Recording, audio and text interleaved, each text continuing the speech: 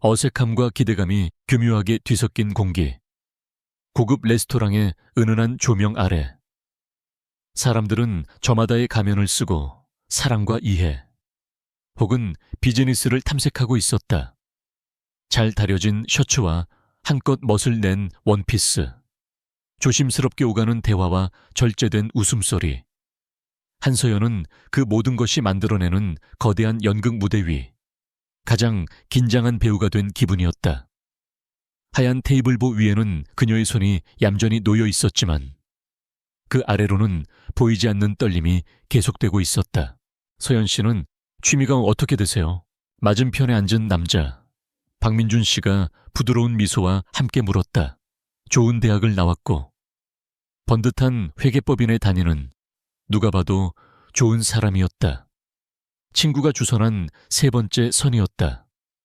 첫 번째는 지루했고 두 번째는 부담스러웠다.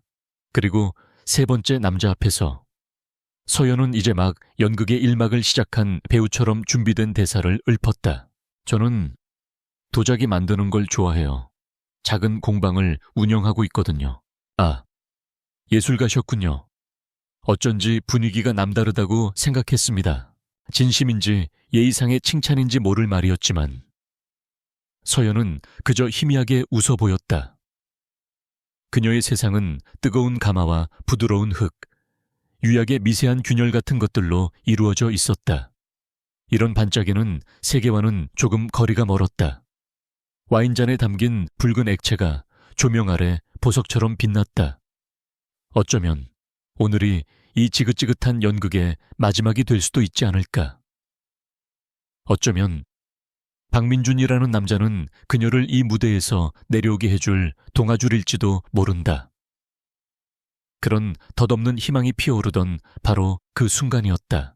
레스토랑의 육중한 문이 열리며 찬 공기가 흘러 들어왔다. 그와 함께 모든 소음과 움직임이 순간적으로 얼어붙는 듯한 착각이 일었다. 서연의 감각이 먼저 그를 알아차렸다. 위험을 감지한 초식동물처럼 온몸의 털이 곤두서는 기분. 고개를 들 용기조차 나지 않았지만 시선은 자석처럼 그쪽으로 끌려갔다. 권지영, 그는 혼자가 아니었다. 비서로 보이는 남자와 나이가 지긋한 외국인 사업 파트너. 하지만 서연의 눈에는 오직 그 한 사람만이 보였다.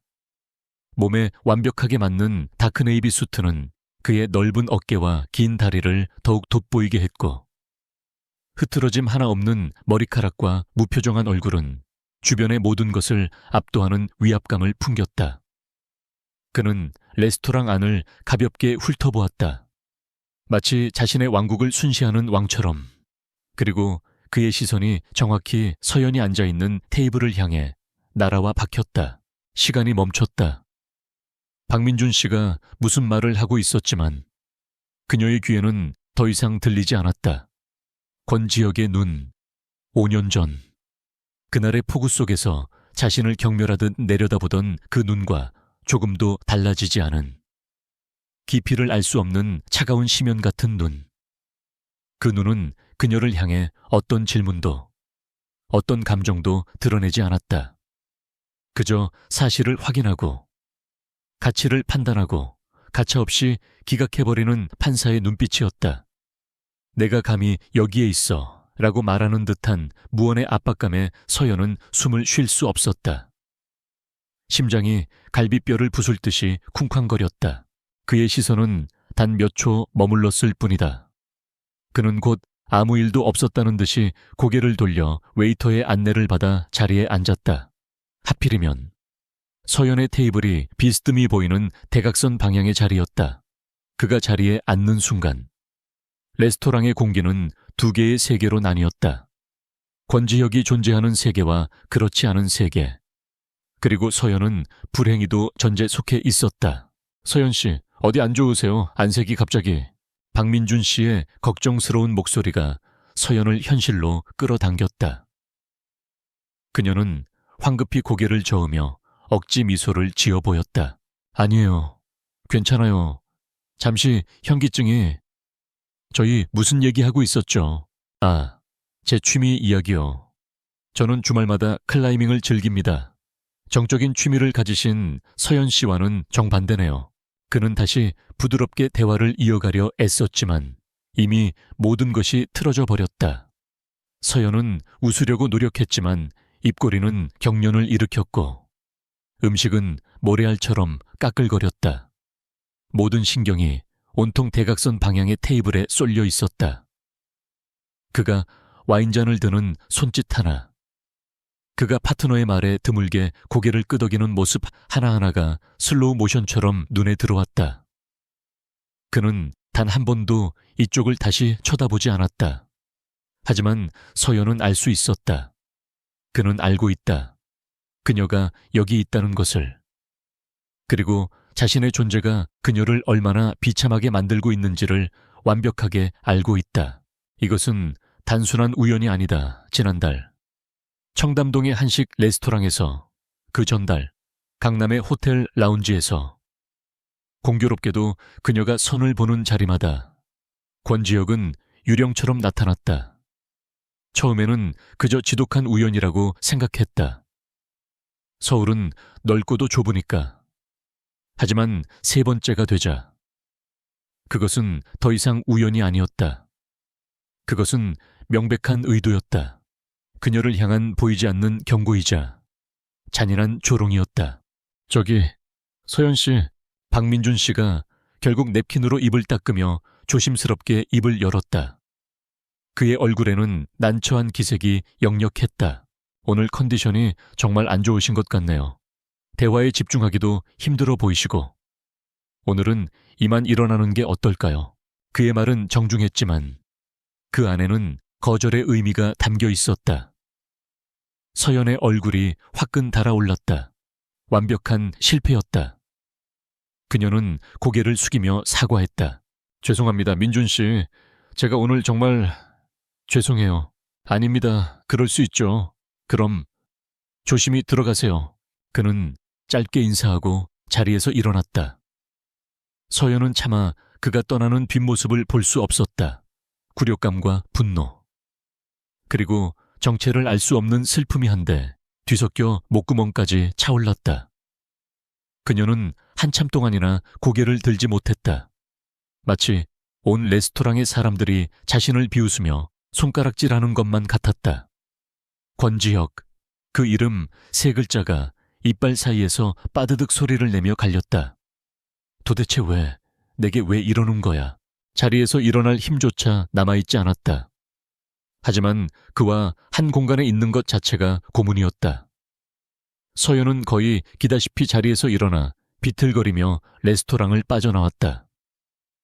차가운 밤 공기가 폐부 깊숙이 파고들자 그제야 정신이 조금 드는 듯했다.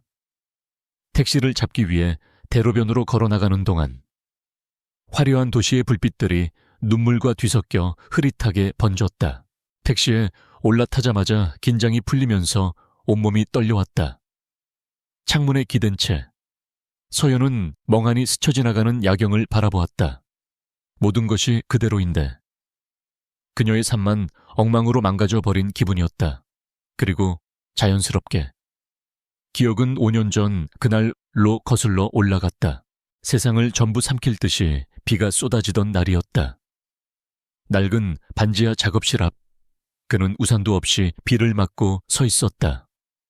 당시 막 스타트업을 시작해 밤낮으로 코딩에 매달리던 그의 눈은 핏발이 서 있었고 평소의 다정함은 온데간데 없이 칼날 같은 냉기만이 가득했다. 그의 손에는 서연이 다른 남자와 함께 호텔 라운지로 들어가는 사진이 들려 있었다. 이게 뭐야?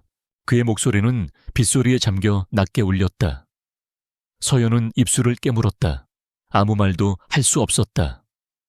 제발, 오해라고 말하고 싶었지만 목구멍에서는 어떤 소리도 나오지 않았다. 그녀의 침묵을 긍정으로 받아들인 그의 눈에 떠오른 것은 실망, 그리고 경멸이었다. 그는 사진을 찢어 빗물이 고인 바닥에 던져버렸다. 겨우 이거였어. 네가 원했던 게 이런 거였으면 말을 하지 그랬어. 내가 너무 초라해서 기다릴 가치조차 없었던 거야. 그런 거 아니야. 지혁아, 제발 그 입 닥쳐 그의 차가운 한마디에 서연의 세상이 무너져 내렸다. 그는 빗물에 젖은 얼굴로 지독하게 상처받은 짐승 같은 표정으로 그녀를 노려보았다. 그리고 마지막 선고를 내렸다. 다신 내 눈에 띄지 마. 그렇게 말하며 돌아선 그의 뒷모습이 서연의 망막에 낙인처럼 새겨졌다. 그것이 마지막이었다. 그 후로 5년 동안 그녀는 정말로 그의 눈에 띄지 않기 위해 죽은 듯이 살았다. 그가 K그룹의 후계자라는 사실을 알게 된 것은 한참 후의 일이었다. 그가 승승장구하며 언론에 오르내릴 때마다 그녀는 조용히 숨죽였다. 그런데 이제 와서 그녀가 겨우 과거를 잊고 새롭게 시작해보려고 발버둥치는 이 순간에 그는 왜 자꾸만 나타나는 걸까? 집에 도착해 현관문을 닫고 주저앉았다. 캄캄한 어둠 속에서 핸드백을 뒤져 휴대폰을 꺼냈다. 화면을 켜자 환하게 빛나는 액정 위로 메시지 하나가 떠 있었다. 주선자인 친구에게서 온 메시지였다. 서연아, 무슨 일이야? 박민준 씨한테 방금 연락 왔는데 네가 먼저 몸이 안 좋다고 자리를 피하더니 잠시 후에 어떤 남자가 와서는 네가 그분 마음에 안 들어서 먼저 갔다고 전해달라고 했다는데 너 남자랑 같이 갔어. 순간 머리를 망치로 한 대 얻어맞은 듯한 충격이 밀려왔다. 몸이 안 좋다고 자리를 피한 적도 없고 누군가에게 그런 말을 전해달라고 한 적은 더더욱 없었다. 어떤 남자, 그 남자가 누구인지는 불을 보듯 뻔했다. 권지혁, 그는 그저 우연히 그곳에 있었던 것이 아니었다. 그녀의 존재로 인해 분위기를 망친 것도 아니었다. 그는 처음부터 끝까지 아주 정교하고 계획적으로 그녀의 선을 망쳐버린 것이다. 서연의 손에서 휴대폰이 힘없이 미끄러져 떨어졌다. 심장 깊은 곳에서부터 뜨거운 분노가 치밀어 올랐다. 다신 눈에 띄지 말라고 소리치던 그가 내가 새로운 사람을 만나려는 자리마다 나타나 망령처럼 내 삶을 망가뜨리는 이유는 도대체 뭘까? 다음 날 아침 한서연은 지끈거리는 두통과 함께 잠에서 깼다. 술 때문이 아니었다. 극도의 스트레스와 분노가 밤새 그녀의 신경을 갉아먹은 탓이었다. 어젯밤 친구와 길게 통화하며 자초지종을 설명했지만 친구의 위로는 귓가에 맴돌 뿐 마음에는 닿지 않았다. 머릿속은 온통 단 한 사람. 권지혁에 대한 의문과 원망으로 가득 차 있었다. 그는 대체 왜 몸을 일으켜 공방으로 향했다.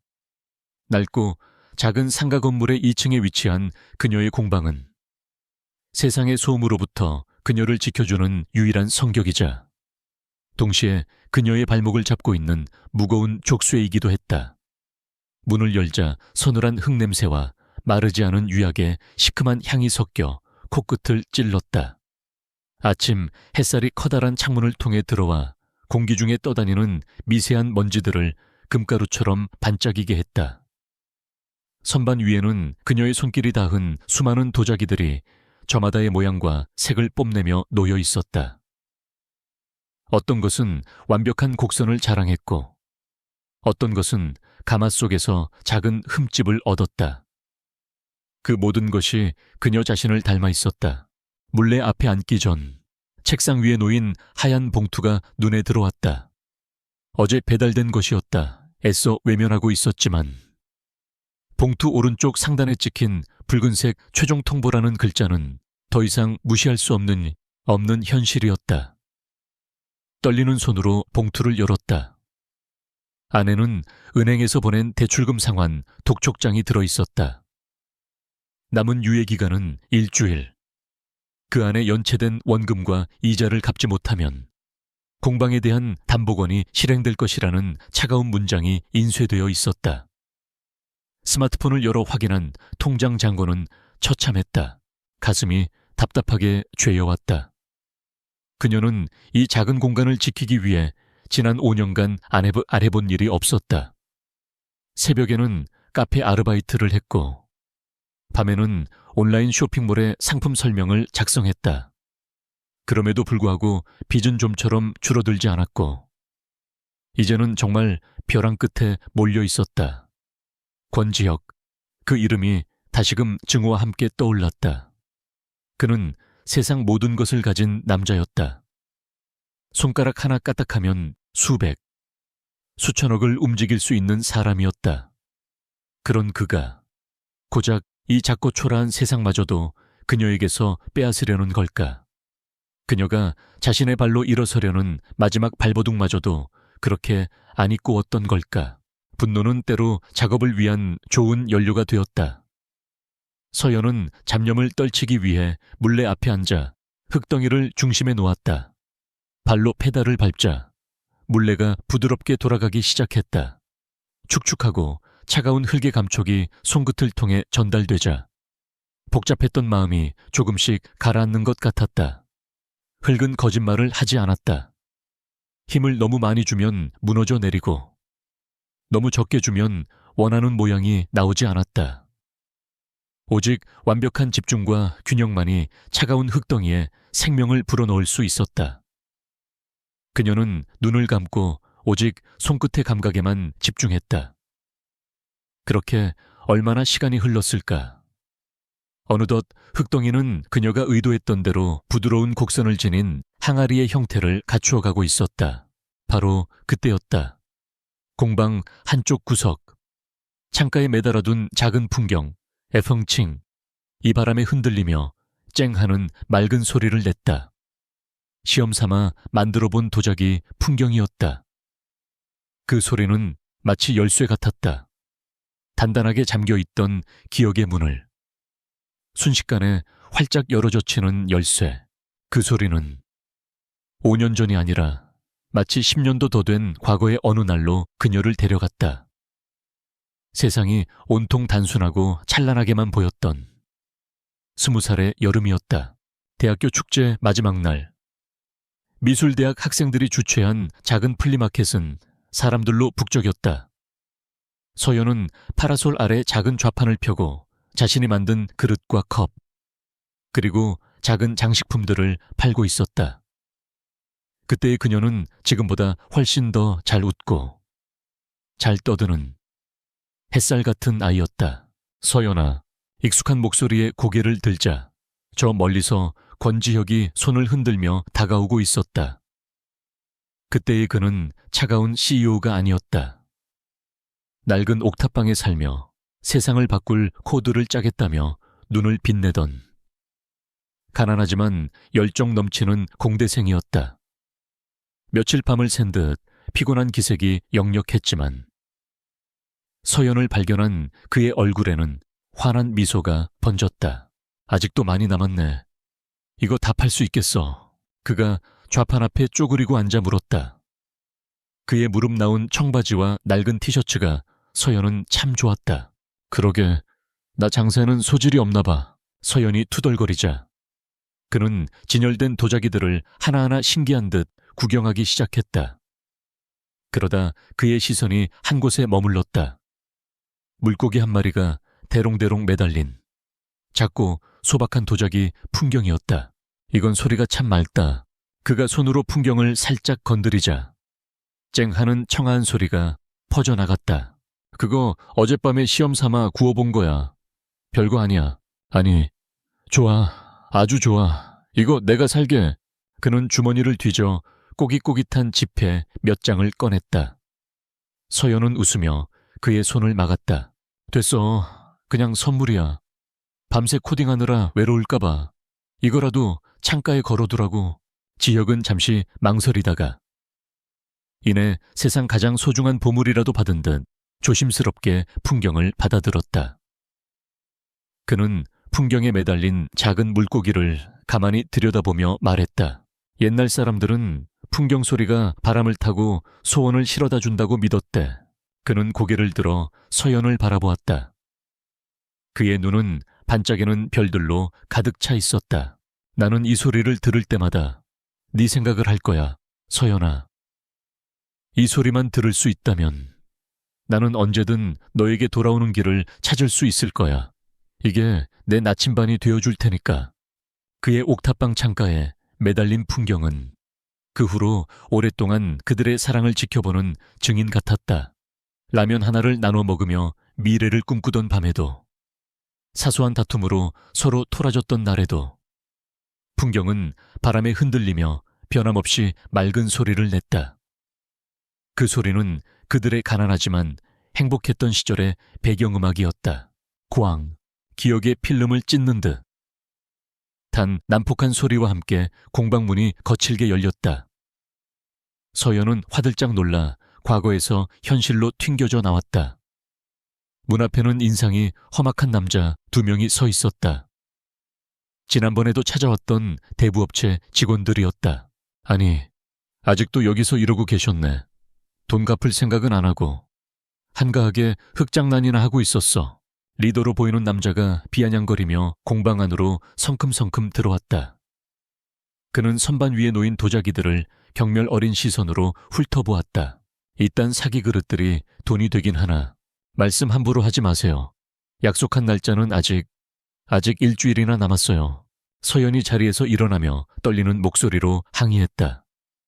하지만 남자는 코웃음을 쳤다. 일주일 우리 사장님은 그렇게는 못 기다리시겠단다. 오늘 당장 해결 못하면 여기 있는 것들 싹 다 드러내서 고물상에라도 팔아버릴 테니까 그런 줄 알아. 이 가마만 해도 꽤 값은 나가겠는데. 남자가 커다란 가마를 손으로 툭툭 치며 말했을 때 서연의 심장이 쿵 하고 내려앉았다. 저 가마는 그녀의 심장과도 같았다. 차가운 흙덩이에 뜨거운 생명을 불어넣는 곳. 저것만큼은 절대로 빼앗길 수 없었다. 제발 며칠만 더 시간을 주세요. 어떻게든 마련해 볼게요. 제발요. 그녀의 애원에 남자들은 오히려 재미있다는 듯 낄낄거렸다. 한 명이 완성된 백자 항아리를 향해 손을 뻗는 순간이었다. 그때 공방 입구에 커다란 그림자가 드리워졌다. 요란한 엔진 소리도 없이 소리 없이 다가온 검은색 세단 한 대가 좁은 골목길을 가득 메우고 멈춰 섰다. 낡고 허름한 주변 풍경과 극명한 대조를 이루는 압도적인 존재감이었다. 대부업체 직원들도 순간 주눅이 든 듯 차를 향해 경계의 눈빛을 보냈다. 운전석에서 내린 기사가 뒷좌석 문을 열었다. 그리고 완벽하게 닦인 검은색 구두가 먼저 땅에 내려앉았다. 이어서 차에서 내린 사람은 이 초라한 골목길과는 단 한 조각도 어울리지 않는 남자, 권지혁이었다. 그는 흐트러짐 없는 수트 차림으로 아무런 감정도 읽을 수 없는 얼굴을 한 채 서 있었다. 그의 차가운 시선이 겁에 질린 서연과 험악한 표정의 대부업체 직원들, 그리고 먼지 쌓인 공방 내부를 천천히 그리고 냉정하게 훑었다. 권지혁의 등장은 시간과 공간을 지배하는 절대자의 강림과도 같았다. 그의 차가운 시선 하나에 아까까지만 해도 기세등등하게 서연을 몰아붙이던 대부업체 직원들은 본능적으로 위협을 감지한 들개처럼 몸을 사렸다. 리더 격인 남자가 애써 마른 침을 삼키며 앞으로 나섰다. 뉘신데 남의 일에 함부로 끼어드시오. 우린 정당하게 우리 돈 받으러 온 사람들이야. 그의 목소리에는 허세가 가득했지만 끝은 미세하게 떨리고 있었다. 권지혁은 그를 상대할 가치조차 없다는 듯 시선을 서연에게 고정한 채로 말했다. 그의 목소리는 주변에 먼지 쌓인 공기와는 어울리지 않는 낮고 서늘한 울림을 지니고 있었다. 빚이 얼마입니까? 질문은 서연을 향한 것이었지만 대답은 대부업체 직원의 입에서 나왔다.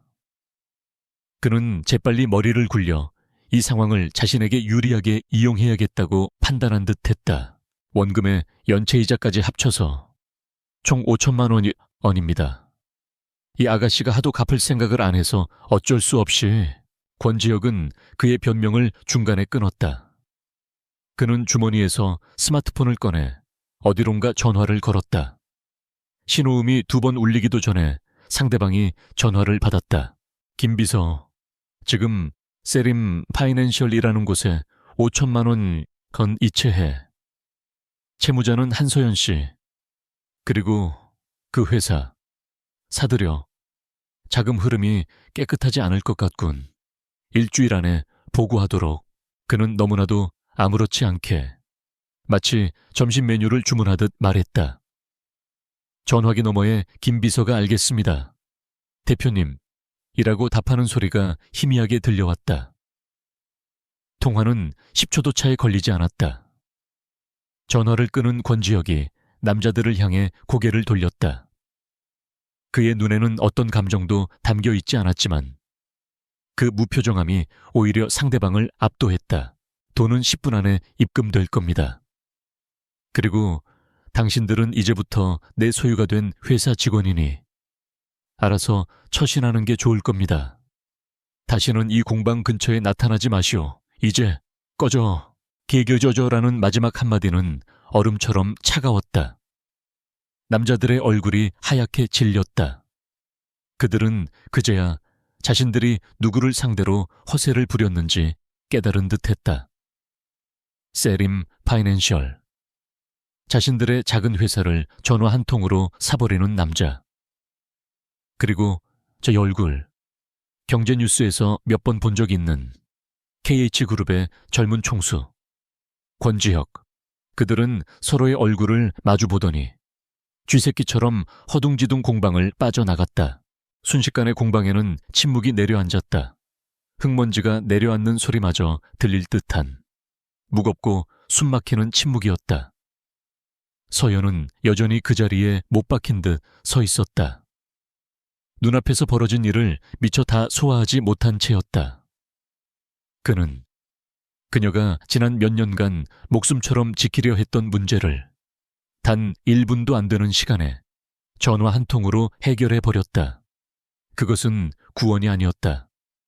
잔인한 과시였고 완벽한 모욕이었다. 그녀의 처절한 삶이 얼마나 하찮은 것인지를 여실히 보여주는 폭력이었다. 분노가 치밀어 올랐다. 고마움 대신 끓어오르는 수치심과 반발심이 그녀를 지배했다. 누가 도와달랬어? 그녀의 목소리는 칼날처럼 날카롭게 침묵을 갈랐다. 누가 당신더러 멋대로 내 빚을 갚으라고 했냐고. 권지혁은 그녀의 분노에도 전혀 동요하지 않았다. 그는 마치 흥미로운 전시품을 감상하듯 공방 내부를 천천히 둘러보았다. 선반 위에 투박한 그릇들, 반쯤 완성된 항아리, 그리고 먼지 쌓인 가마까지. 그의 시선이 닿는 곳마다 서연은 자신의 영혼이 발가벗겨지는 듯한 기분을 느꼈다. 도와준 게 아니야. 거래를 제안하는 거지. 그가 마침내 서연을 돌아보며 말했다. 때마침 그의 비서가 서류 가방을 들고 공방 안으로 들어와 정중하게 서류 한 뭉치를 지혁에게 건네고는 다시 밖으로 나갔다. 지혁은 서류를 작업대 위에 툭 던졌다. 읽어봐. 서연은 움직이지 않았다. 그녀는 그가 던져놓은 서류를 경멸스럽게 노려보았다. 이게 뭔데? 계약서야. 내가 당신 빚을 모두 해결해주는 대신 당신이 지켜야 할 조건이 적혀 있어. 조건. 그래, 조건. 그는 마치 세상에서 가장 당연한 것을 설명하듯 말을 이었다. 앞으로 일절선을 보거나 개인적인 만남을 갖지 말 것. 내 허락 없이는 그 어떤 남자와도 연애 관계를 시작하지 말 것. 계약 기간은 1년. 이 간단한 조건만 지키면 당신은 이 지긋지긋한 빚더미에서 완전히 자유로워질 수 있어. 어때? 꽤 괜찮은 제안 아닌가? 서연은 기가 막혀서 헛웃음이 나왔다. 그의 얼굴을 쳐다보았다.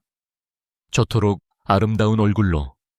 어쩌면 저렇게 잔인한 말을 할 수 있을까? 도대체 나한테 왜 이러는 건데? 그녀의 목소리는 절규에 가까웠다.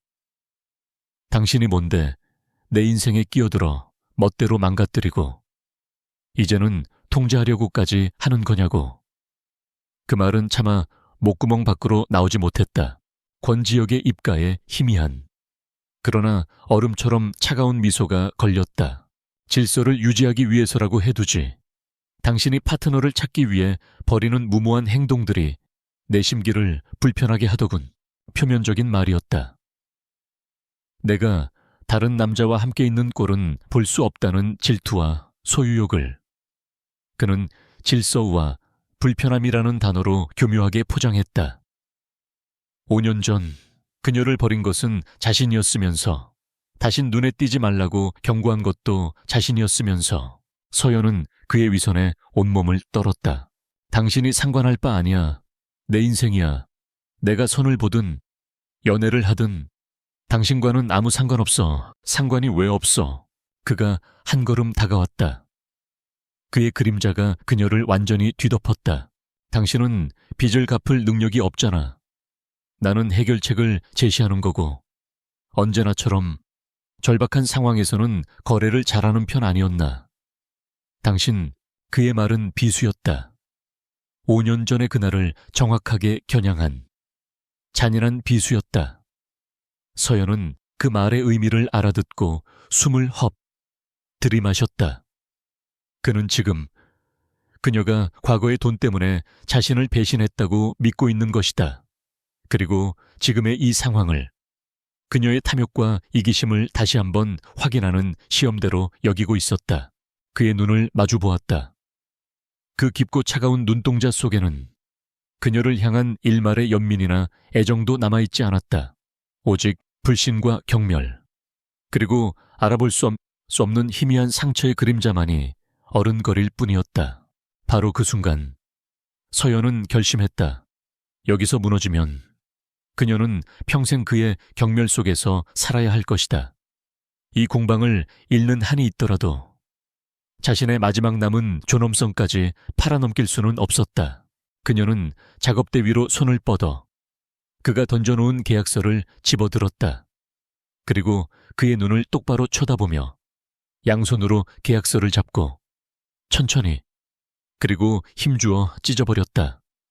촥 하는 소리와 함께 하얀 종이 조각들이 바닥으로 흩날렸다.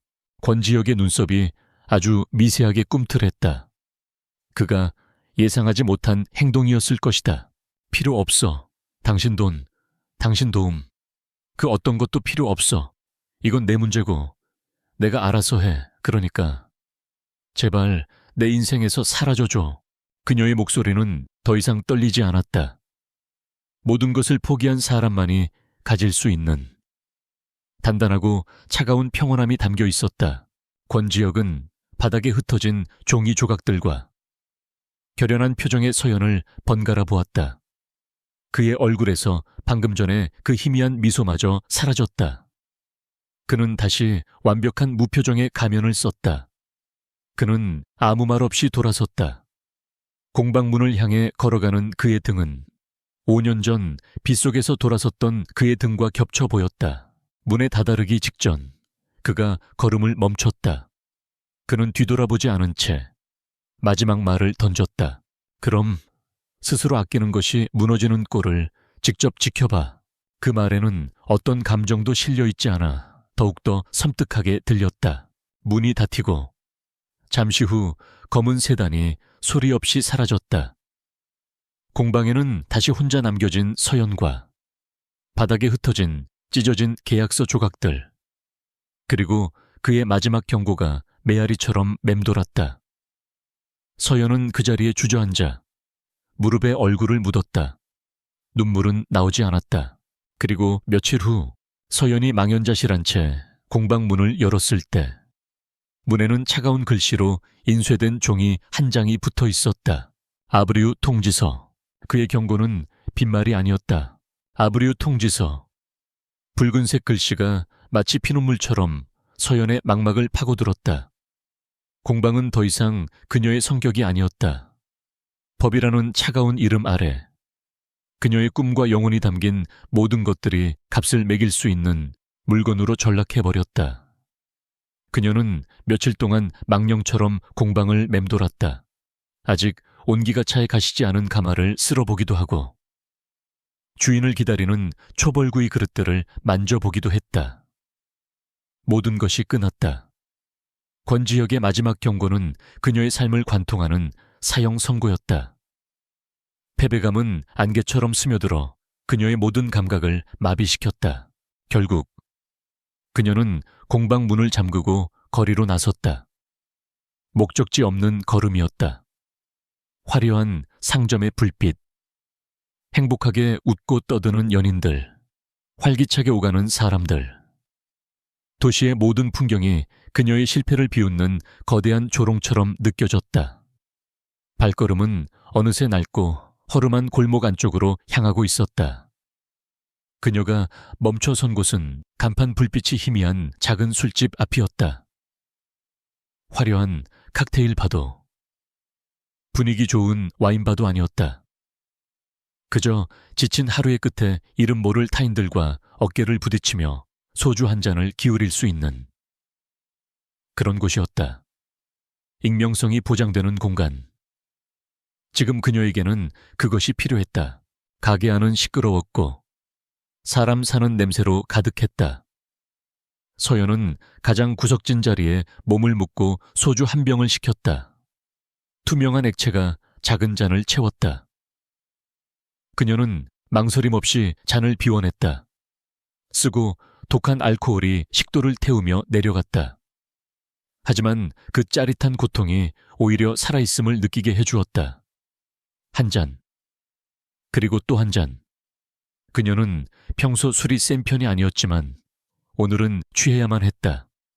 취해서 이 지독한 현실을 단 몇 시간이라도 잊고 싶었다. 술잔이 비워질수록 단단하게 억눌려 있던 감정의 둑이 무너지기 시작했다. 눈앞이 흐릿해지며 과거의 환영들이 어른거렸다. 그의 잔인한 말들이 귓가에 울렸다. 그럼 스스로 아끼는 것이 무너지는 꼴을 직접 지켜봐. 어떻게 그럴 수가 있을까? 함께 꿈을 이야기하고 서로의 가장 연약한 모습을 보듬어주던 사람이 어떻게 저렇게 변할 수가 있을까? 분노와 원망이 들끓다가도 문득 그의 상처받은 듯한 눈빛이 떠올라 가슴 한쪽이 아려왔다. 나쁜 자식. 그녀의 입에서 욕설이 섞인 탄식이 새어나왔다. 정말 나쁜 놈이야. 권지혁. 그녀는 테이블 위로 쓰러지듯 엎드렸다. 뜨거운 눈물이 뺨을 타고 흘러 차가운 테이블 위로 뚝뚝 떨어졌다. 그녀는 몰랐다. 그녀가 들어온 술집의 가장 어두운 구석, 그녀의 등 뒤편에서 한 남자가 모든 것을 지켜보고 있었다는 것을. 권지혁은 위스키가 담긴 잔을 손에 든 채 미동도 없이 앉아 있었다. 그는 평소의 완벽한 수트 차림이 아니었다. 어두운 터틀넥 스웨터에 검은색 코트, 주변의 소란함과 완벽하게 단절된 채 그만의 섬에 고립되어 있는 듯했다. 그는 서연이 비틀거리며 이 술집으로 들어오는 것을 보았다. 그녀의 모든 절망과 슬픔을 한 발짝 떨어진 곳에서 고스란히 지켜보고 있었다. 그녀가 술을 마시는 모습을, 괴로워하는 모습을, 그리고 마침내 자신의 이름을 부르며 무너지는 모습까지도. 그녀가 자신의 이름을 불렀을 때 그의 손에 들린 잔이 미세하게 떨렸다. 언제나 냉정함을 유지하던 그의 얼굴에 처음으로 균열이 일었다. 고통과 후회, 그리고 지독한 자기 혐오가 뒤섞인 표정. 그가 그녀를 벼랑 끝으로 내몬 장본인이었다. 그녀의 존엄성을 짓밟고 가장 소중한 것을 빼앗았다. 그녀가 저렇게 망가지는 것을 보고 싶었던 걸까? 아니, 그는 다만 그녀가 자신에게 돌아오기를 바랐을 뿐이다. 돈 때문에 자신을 버렸다고 믿었던 그녀가 다시 한번 돈 때문에 자신에게 굴복하기를 바랐다. 그렇게라도 그녀를 자신의 곁에 묶어두고 싶었다. 하지만 그녀는 그의 예상을 깨고 마지막 자존심을 택했다. 그리고 그는 그런 그녀를 부서뜨려 버렸다.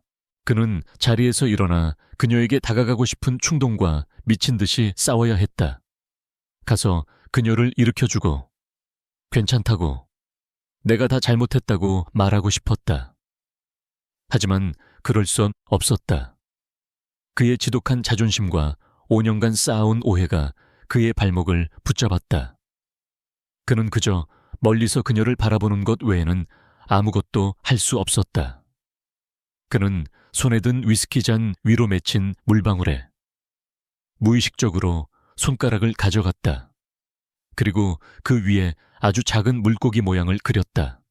10년 전 그녀가 만들어 주었던 풍경에 매달려 있던 바로 그 물고기.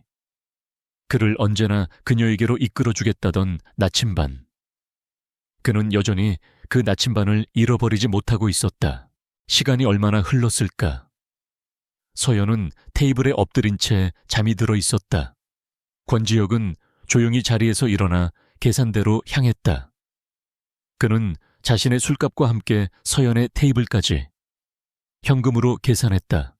그리고 가게 주인에게 낮은 목소리로 말했다. 저쪽 테이블 손님, 잠드신 것 같은데 이따가 택시 한 대만 안전하게 불러서 태워주십시오. 여기 택시비입니다. 두둑한 현금을 건네받은 주인이 고개를 끄덕였다. 권지혁은 마지막으로 잠든 서연의 모습을 한번 뒤돌아본 뒤 소리 없이 술집을 빠져나갔다. 다음 날 아침 서연은 깨질 듯한 머리를 부여잡고 자신의 침대에서 눈을 떴다. 어떻게 집에 돌아왔는지 기억이 가물가물했다.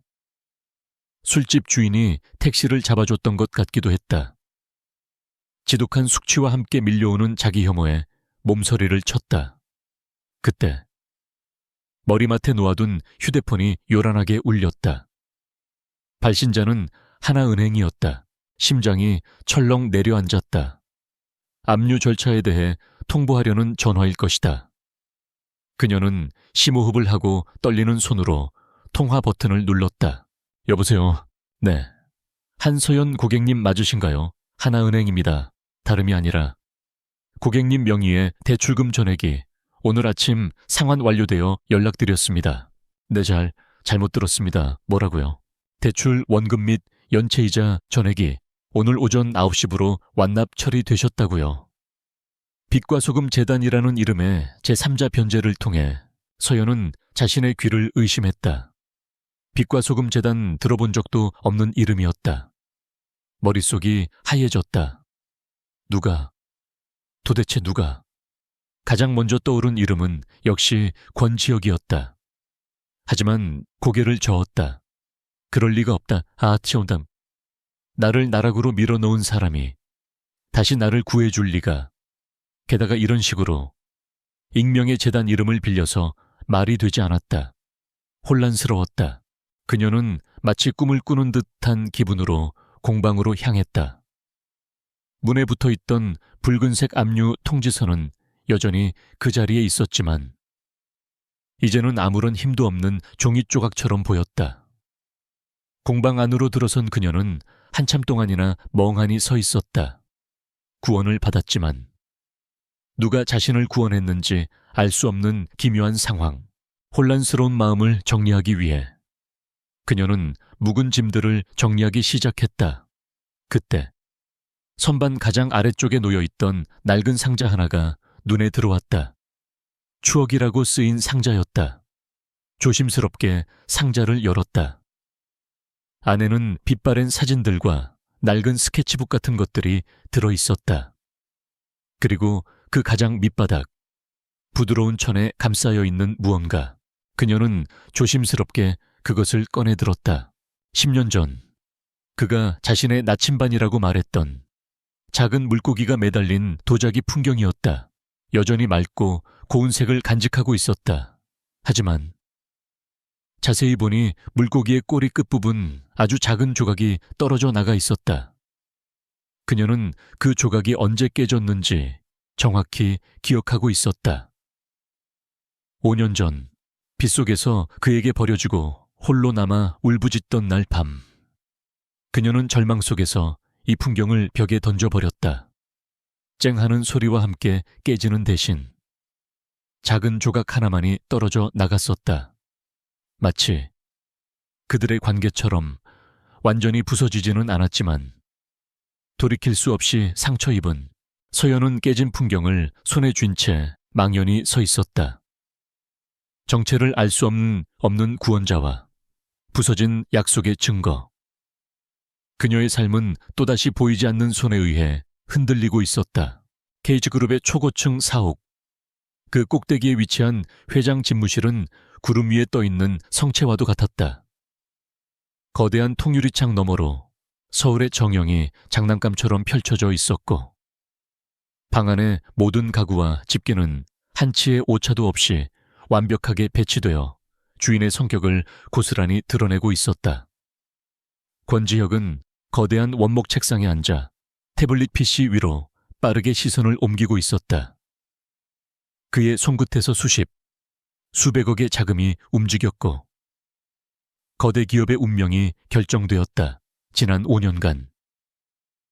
그는 감정을 배제하고 오직 이성과 논리만으로 자신의 왕국을 건설해왔다. 그에게 사랑이란, 신뢰란, 깨지기 쉬운 유리 세공품처럼 비효율적이고 위험한 것에 불과했다. 빛과 소금 재단.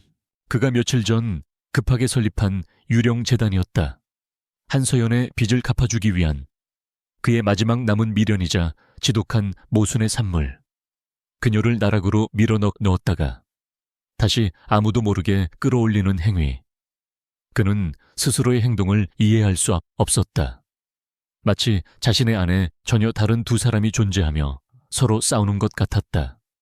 한 명은 그녀를 증오하고 경멸하며 상처 주고 싶어 했고 다른 한 명은 그녀가 무너지는 것을 차마 지켜볼 수 없어 어떻게든 지켜내려 했다. 이 혼란스러운 감정의 소용돌이 속에서 그가 유일하게 붙잡을 수 있는 것은 그녀가 나를 배신했다는 명확한 사실, 혹은 그렇게 믿고 있는 과거의 기억뿐이었다. 그때 집무실 문을 노크하는 소리가 들렸다. 들어오게. 문을 열고 들어온 사람은 머리가 희끗희끗한 노신사였다. 그는 권지혁의 아버지, 선대 회장이 살아생전 평생을 모셨던 윤 비서실장이었다. 지금은 경영 일선에서 물러나 명예직 고문으로 있었지만 지혁은 여전히 그를 깍듯하게 대했다. 윤 고문은 그에게 아버지와도 같은 존재였다. 오랜만이네. 윤 고문님, 무슨 일로 직접 여기까지 오셨나? 지혁이 자리에서 일어나며 묻자 윤 고문은 온화한 미소를 지으며 손에 들고 있던 낡은 서류철 하나를 내밀었다. 회장님께서 살아계실 때 정리해 두셨던 초기 투자 관련 자료들입니다. 곧 창립기념일도 다가오니 대표님께서 한 번쯤 읽어보시면 좋을 것 같아서요. 지혁은 서류철을 받아들었다. 아버지의 필체가 고스란히 남아있는 낡은 서류들이었다. 그는 윤 고문에게 소파를 권하며 차를 내오게 했다. 늘 감사하게 생각하고 있네. 내가 이 자리에 있는 건 다 윤 고문님 덕분이니까. 과찬이십니다. 저는 그저 선대 회장님의 뜻을 따랐을 뿐이지요. 두 사람은 잠시 아버지에 대한 추억을 이야기했다. 그러다 윤 고문이 문득 무언가 생각난 듯 창밖을 바라보며 말했다.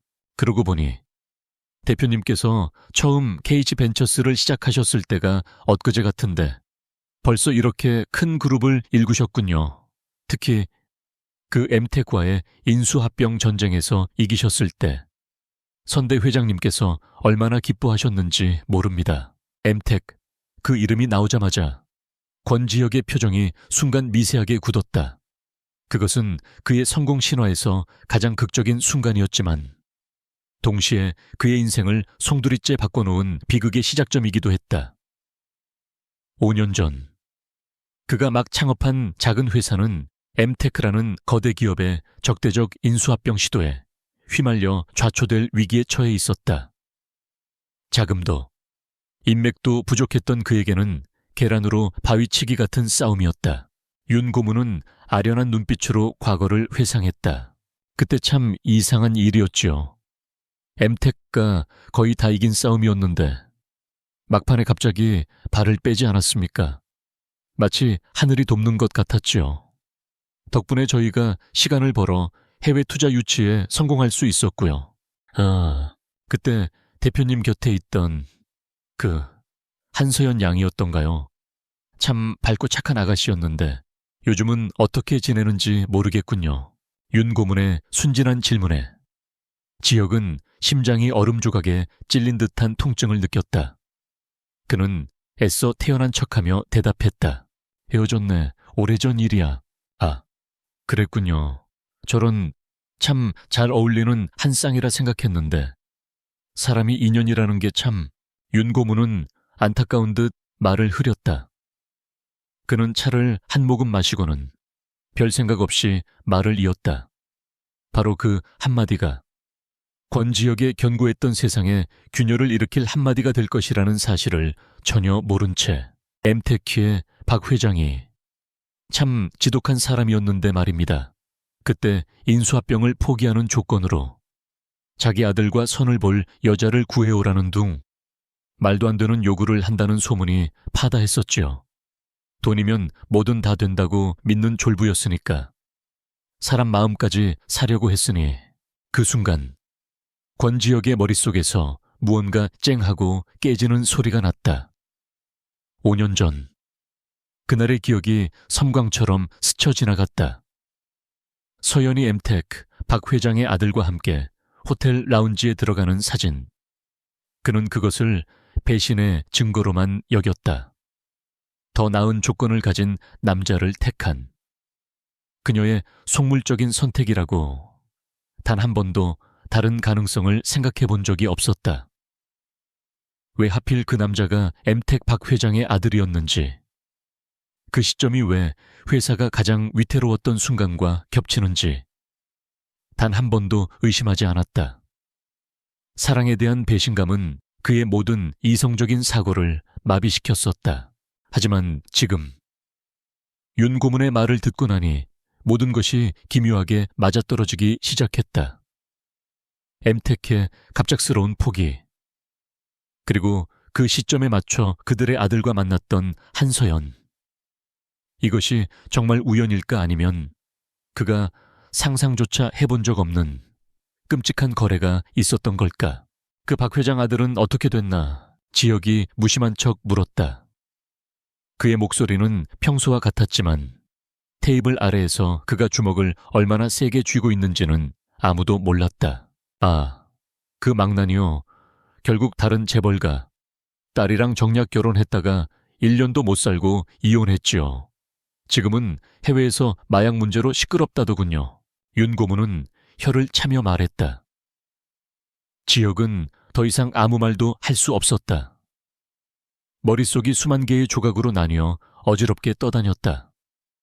만약에, 정말 만약에 그녀의 선택이 배신이 아니라 희생이었다면 자신을 지키기 위해 스스로를 더러운 거래의 제물로 바쳤던 것이라면, 그렇다면 지난 5년간 자신이 그녀에게 했던 모든 행동들은 그녀의 선을 망치고 그녀의 공방을 빼앗고 그녀의 존엄성을 짓밟았던 그 모든 잔인한 짓들은 대체 뭐가 되는 거지? 아니야, 그럴 리가 없어. 거서 그는 스스로에게 속삭였다. 그녀는 나를 버렸어. 돈 때문에. 그게 사실이야. 그는 지난 5년간 수없이 되뇌었던 그 문장을 주문처럼 외웠다. 하지만 한번 피어오른 의심의 씨앗은 맹독처럼 그의 심장 속으로 파고들기 시작했다. 윤 고문이 돌아간 후에도 권지혁은 한참 동안이나 그 자리에 미동도 없이 서 있었다. 그의 얼굴에서는 모든 감정이 사라져 있었다. 폭풍전야의 고요함이었다. 그는 책상으로 돌아가 인터컴 버튼을 눌렀다. 김비서, 곧바로 수화기 너머에서 간결한 대답이 들려왔다. 네, 대표님. 권지혁은 잠시 숨을 골랐다. 그리고 지독하게 차갑고 단호한 목소리로 명령을 내렸다. 5년 전 엠텍의 K벤처스 인수합병 시도와 관련된 모든 자료, 처음부터 끝까지 빠짐없이 다시 조사해. 특히 엠텍 박 회장 일가와 한서연 씨 사이에 어떤 접점이 있었는지 아주 사소한 것 하나라도 놓치지 말고 전부 알아내도록. 내일 아침까지 내 책상 위에 보고서 올려. 그는 진실을 알아야만 했다. 그것이 자신을 파멸시킬지라도 그는 반드시 알아야만 했다. 밤은 권지혁의 것이었다. 도시가 잠들고 모든 소음이 멎었을 때 그는 비로소 완전한 자신과 마주할 수 있었다. 하지만 오늘 밤만큼은 이 정막이 숨막히는 고문과도 같았다. 그는 집무실을 떠나지 못했다. 태블릿 PC의 불빛은 꺼진 지 오래였고 책상 위의 서류들은 더 이상 눈에 들어오지 않았다. 그는 오직 시간의 흐름만을 온몸으로 느끼고 있었다. 똑딱, 똑딱. 벽시계의 초침 소리가 그의 심장 박동처럼 혹은 그의 남은 생을 재는 사형 집행인의 발소리처럼 선명하게 들려왔다. 마니아즈. 그 단어가 독처럼 그의 온몸에 퍼져 있었다. 만약 그녀가 배신한 것이 아니라면, 만약 모든 것이 그의 오해였다면, 지난 5년 그가 쌓아 올린 모든 것은 대체 무엇이었나? 그의 성공, 그의 냉정함, 그녀를 향한 그의 증오, 그 모든 것의 기반이 뿌리째 흔들리고 있었다. 새벽 5시, 예정보다 이른 시간이었지만 김 비서가 조용히 집무실 문을 열고 들어왔다. 그의 손에는 얇은 보고서 파일 하나가 들려 있었다. 평소와 같은 갈색 서류 봉투였지만 그날따라 권지혁의 눈에는 그것이 마치 판도라의 상자처럼 보였다. 열면 안 되는, 하지만 열지 않고는 살아갈 수 없는, 여기 있습니다. 대표님. 김 비서는 밤새 잠을 못 잔 듯 피곤한 기색이었지만 그의 눈은 그 어느 때보다 맑고 단호했다. 그는 파일을 책상 위에 올려놓고 조용히 덧붙였다. 대표님께서 직접 확인하시는 편이 좋을 것 같습니다. 그 말의 무게를 권지혁은 직감적으로 알아차렸다. 그는 마른 침을 삼키고 떨리는 손을 애써 감추며 파일 위로 손을 뻗었다. 손끝에 닿는 종이의 감촉이 칼날처럼 차가웠다. 보고서의 첫 장은 엠텍의 K벤처스 인수합병 시도와 철회 과정에 대한 객관적인 분석이었다.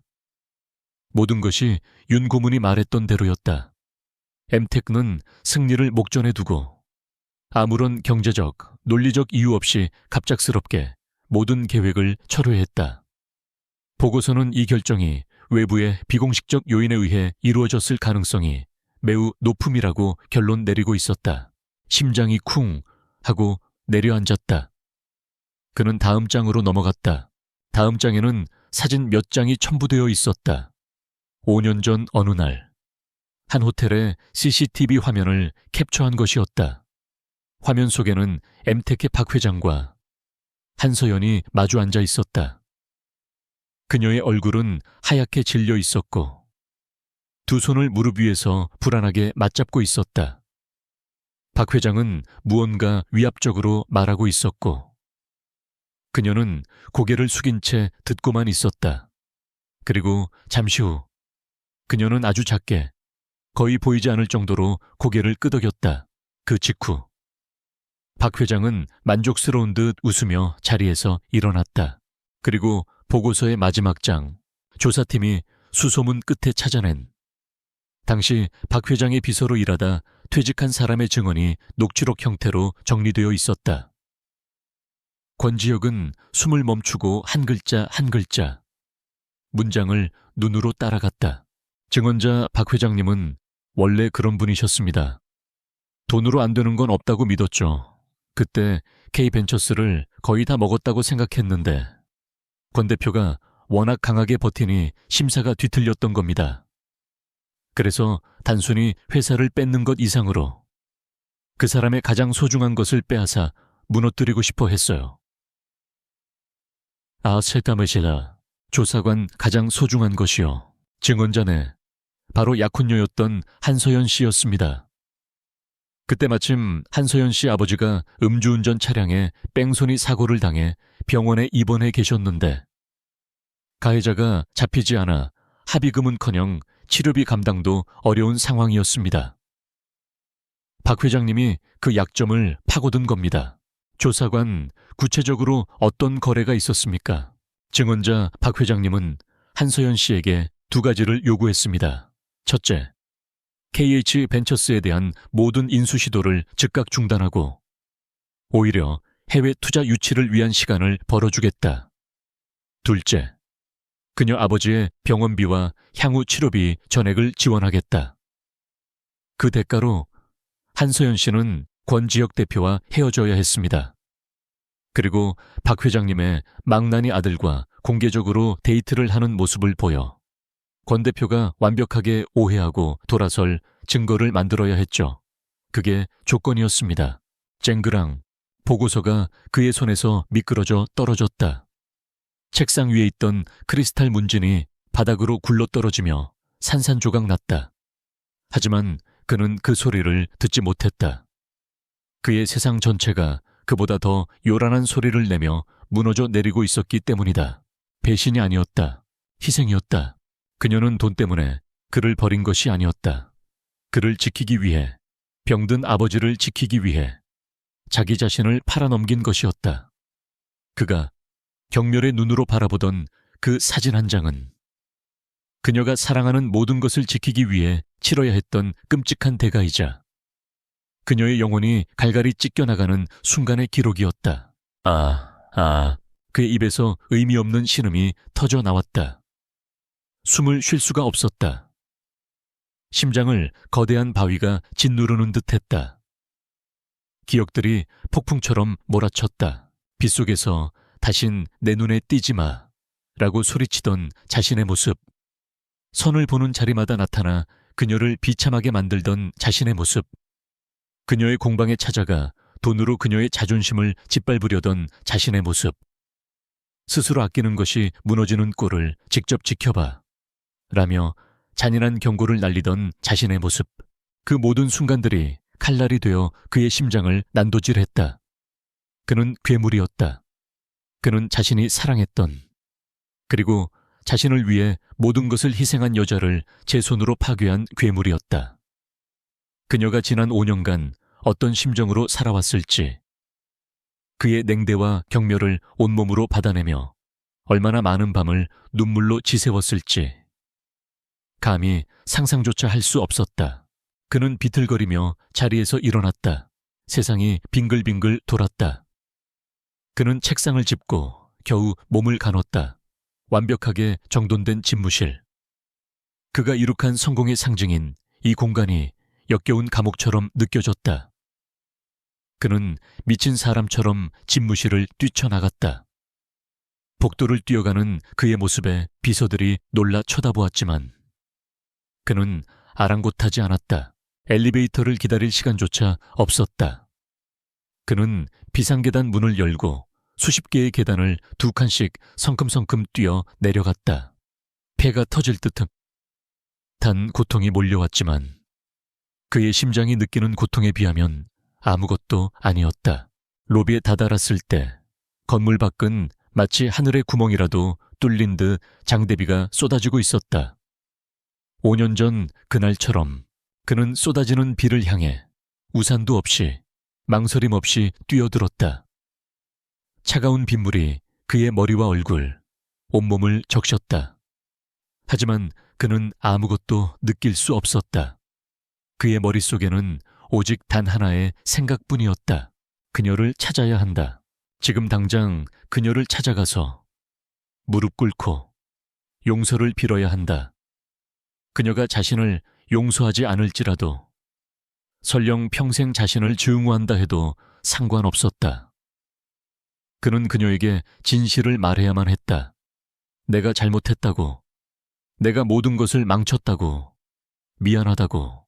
그는 비에 젖은 생쥐꼴로 텅 빈 새벽거리를 미친 듯이 달리기 시작했다. 어디로 가야 할지, 그녀가 어디에 있을지 알 수 없었다. 하지만 그는 그저 달려야만 했다.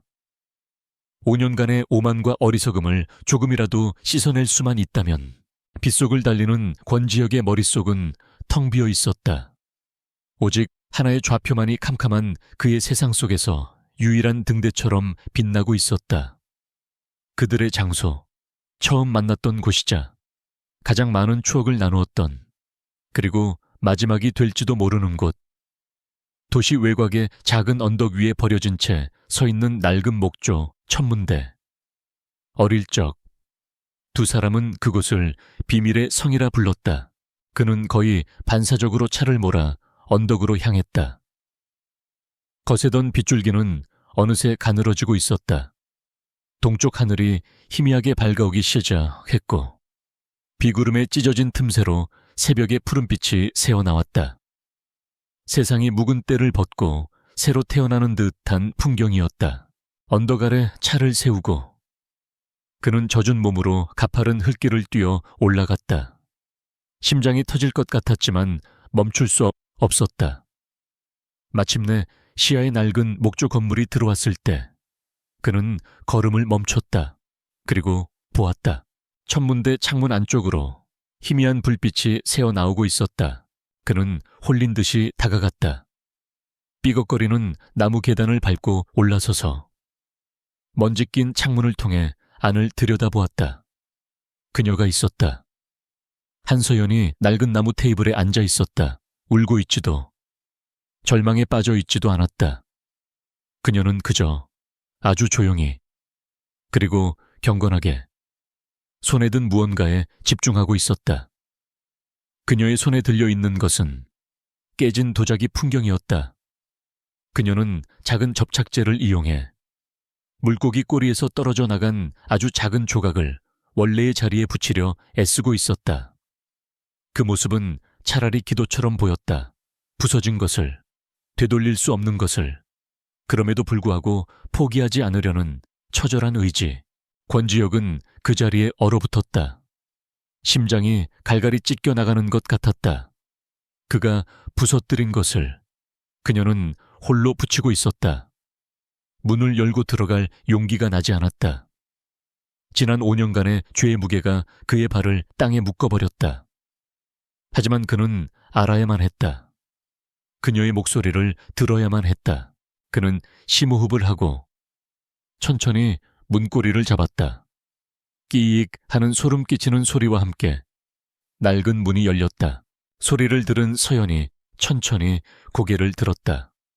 그녀의 눈이 그를 발견했을 때 놀라거나 분노하는 기색은 없었다.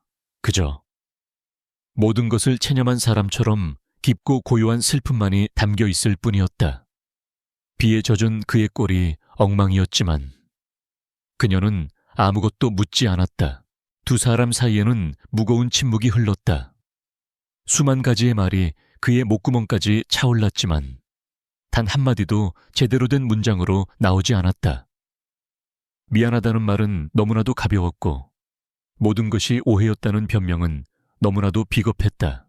결국 그는 행동을 택했다.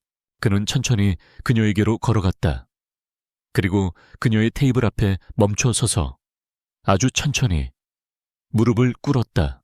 오만하고 단 한 번도 누구에게도 고개를 숙여본 적 없던 KG그룹의 총수 권지혁이 그녀의 앞에 무릎을 꿇었다. 그것은 단순한 사죄의 행위가 아니었다. 지난 5년간의 자신을 모두 부정하고 그녀 앞에서 완벽하게 무장해제하는 완전한 항복이었다. 서연의 눈동자가 파도처럼 흔들렸다. 그는 젖은 코트 안주머니에서 조심스럽게 무언가를 꺼냈다. 부드러운 천에 감싸인 그것을 풀어내자 새로운 도자기 풍경이 모습을 드러냈다. 10년 전 그녀가 만들어 주었던 것과 똑같은 모양, 똑같은 색깔, 하지만 단 하나의 흠집도 없이 완벽하게 매끄러운.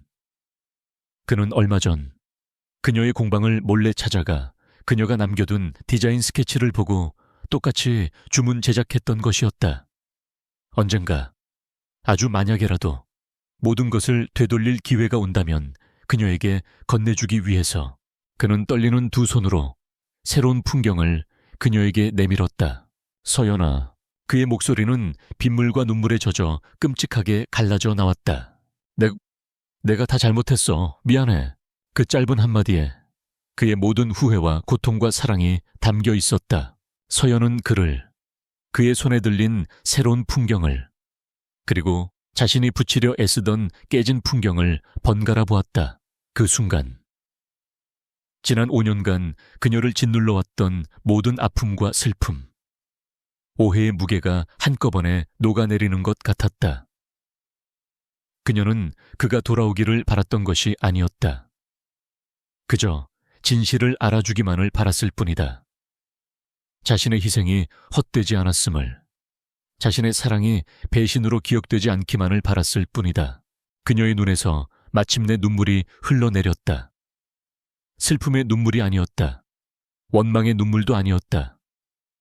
기나긴 어둠의 터널을 지나 마침내 한 줄기 빛을 만난 것 같은 구원의 눈물이었다. 그녀는 손을 뻗어 그의 손 위에 놓인 새로운 풍경을 잡지 않았다. 대신 그녀의 손가락이 그의 떨리는 손등을 부드럽게 감쌌다. 그것으로 충분했다. 그것이 그녀의 대답이었다.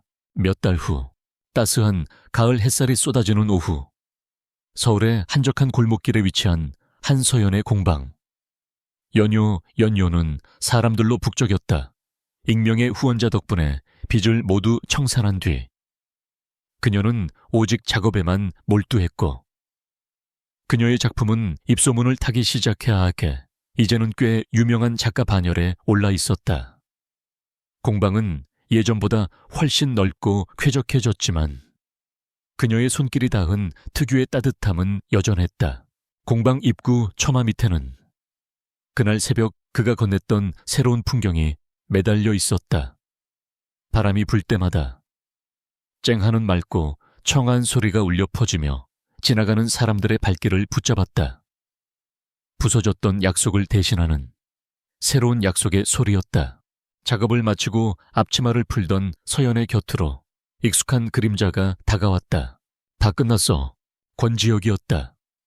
그는 예전처럼 빈틈없는 수트 차림이었지만 그의 눈빛과 표정은 예전과 비교할 수 없을 만큼 부드럽고 따뜻해져 있었다. 그는 더 이상 세상을 향해 나를 세우지 않았다.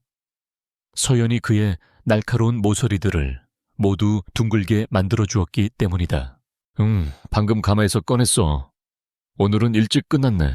서연이 웃으며 묻자 그가 자연스럽게 그녀의 손을 잡았다. 그의 손은 따뜻했다. 당신 보려고. 짧은 대답이었지만 그 안에는 세상 모든 다정함이 담겨 있었다. 그들은 함께 공방을 나섰다. 지는 노을이 거리를 황금빛으로 물들이고 있었다. 그들의 등 뒤로 풍경이 바람을 타고 마지막으로 맑게 울렸다. 그 소리는 마치 오랜 시간 돌고 돌아 마침내 제자리를 찾은 두 사람의 사랑을 축복하는 것만 같았다. 과거의 상처가 하룻밤 사이에 전부 사라지지는 않을 것이다. 하지만 이제 그들은 혼자가 아니었다. 서로의 상처를 보듬고 서로의 온기에 기대어 함께 걸어갈 것이다. 그것으로 충분했다.